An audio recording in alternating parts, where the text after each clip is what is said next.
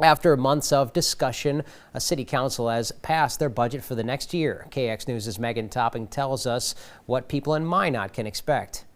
The Minot City Council approved a $216 million budget for 2026. This amount is about $5 million more than the original proposal, but the city's property tax levy dropped by almost $10 million. For Minot homeowners, David Lakefield, the finance director, says that means a small amount of relief. He says if you own a $100,000 home, you'll see your city property taxes go down about $83 a year. You know, if it was a $500,000 house, it would be just over $400 annually. Now, just keeping in mind that the city of Minot property tax levy is about 30% or just over 30% of the total consolidated levy. So because we say ours is going down that much, other taxing entities can impact that as well. To balance the numbers, Lakefield says in the general fund, the city will use about $11.5 million in reserves, which will go toward things like capital improvements at the old City Hall building, which is occupied by the police department, and the rest of it is utilizing reserves and spending them down, which he says long-term may not be sustainable. So part of that will depend on how much more of those reserves have to be allocated towards that project at the police department. During this budget process, it's been identified that they anticipated funding that again in 27 and 28 budget as well. So part of that will depend on how that ends up as well. Some of the other funds we actually spent overall in the budget less in reserves in the 26 budget, but some of that is because we have funds where flood control is a prime example of that.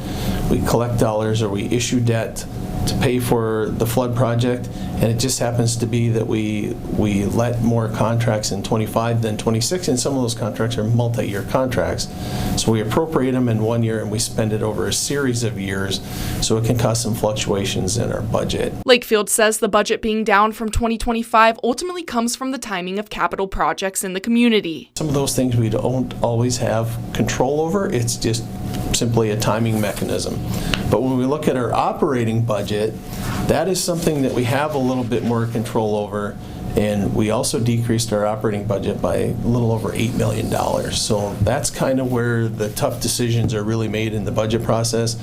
Those are the everyday costs that we're dealing with. Officials are using the budget to focus on things like the 3rd Street Bridge, flood protection, and rebuilding 16th Street, which city leaders say reflects a balance between responsible spending and planning for the future. That's what we're trying to do, continuous process improvement, best use those dollars that are allocated to the city for city services to our citizens.